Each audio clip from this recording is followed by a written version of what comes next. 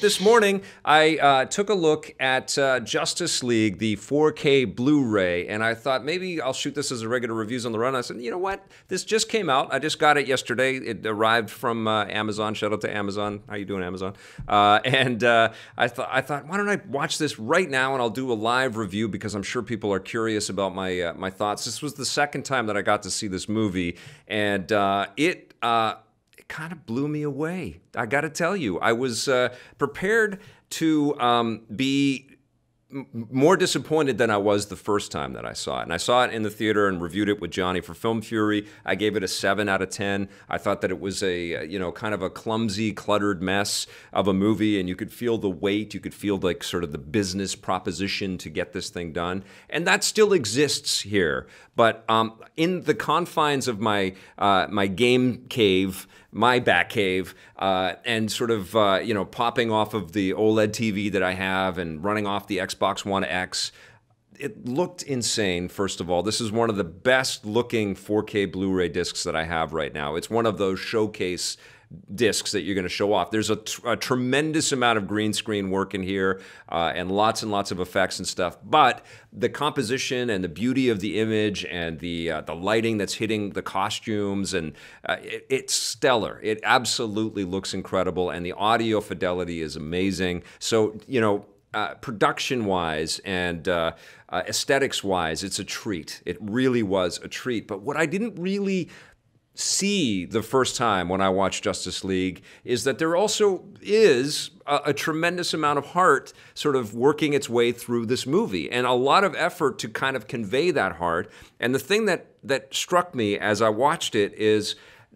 it was put together wrong. It was put together in sort of the reverse order, as we've often talked about collectively, and I'm sure with your friends and stuff out there, about the way that DC has approached just, throwing a few movies out there and then slamming a team together and trying to reverse engineer our education on some of these characters and making us care about them.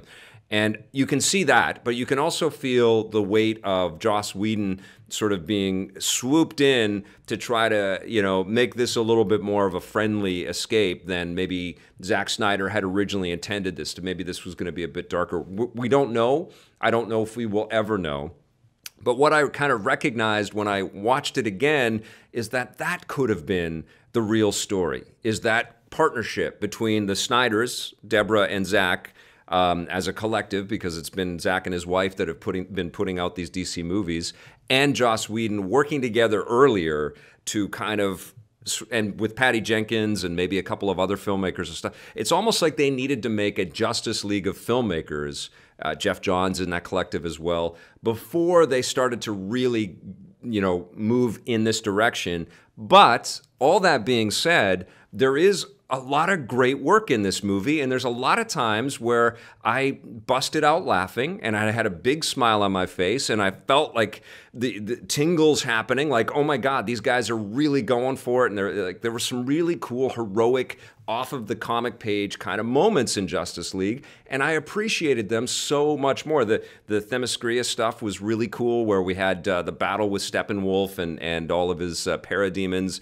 going up against the Amazonians. That was slick. I liked the sequences where we get to see the Atlanteans a little bit. I mean, they're vignettes, and they're a little too slight for the scale of this movie.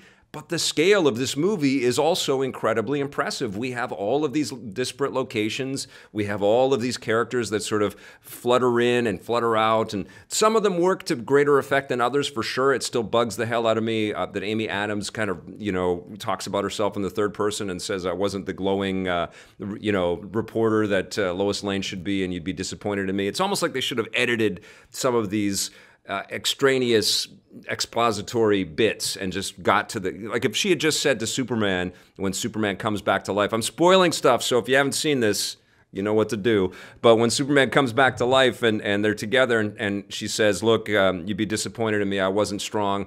I wasn't that same plucky Lois Lane, fearless reporter. It's like, just cut that stupid line out and you have a real heartfelt moment. You have a real, connection, a heart-to-heart connection. The thing that there was a couple of things. There's the moment where Aquaman, played pretty well by Jason Momoa, and the thing that we there's a couple things, like Gal Gadot has really sort of leveled up with Wonder Woman, but in the context of what she's been able to do in her career as an actor, to be that powerful against people like Ben Affleck, who has been acting for more than half of his life, who has had all kinds of opportunity and all kinds of sort of expertise behind him. And then Gal Gadot comes in and she is like the heart of this movie. She's like the commanding presence, standing toe to toe with Ben Affleck. And even Henry Cavill's had lots and lots of work over his career. You know, it's amazing. And again, Wonder Woman is a major standout in here. But Momoa is in that same category. He's done some television, and but he's always just been this kind of cool-looking guy that hasn't really had to act, you know, above his sort of physical appearance. And in this, he's got some moments, and one of them is where he's sitting on Wonder Woman's lasso on the Batmobile, and he's just pouring his heart out, and it feels like it's registering. It's like, oh my God, he's really revealing his neuroses and his concern, and he thinks they're all going to die, but he's still committed to it, and he believes in all these people, and I really like that. Some of Ezra Miller's stuff landed a little better the second viewing than it did in the first viewing, because it was really kind of, you could feel it like shoehorned in.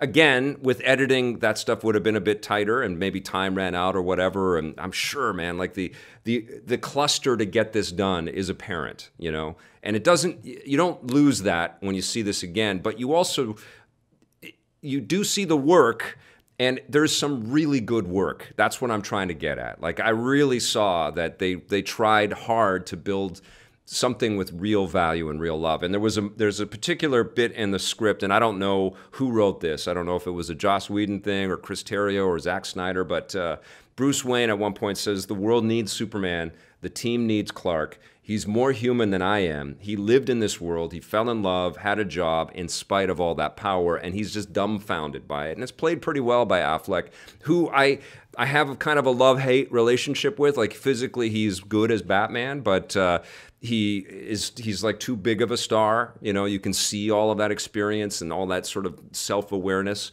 on his face. And but he also can act. Like, he's got the chops, you know, he really can do it, you know.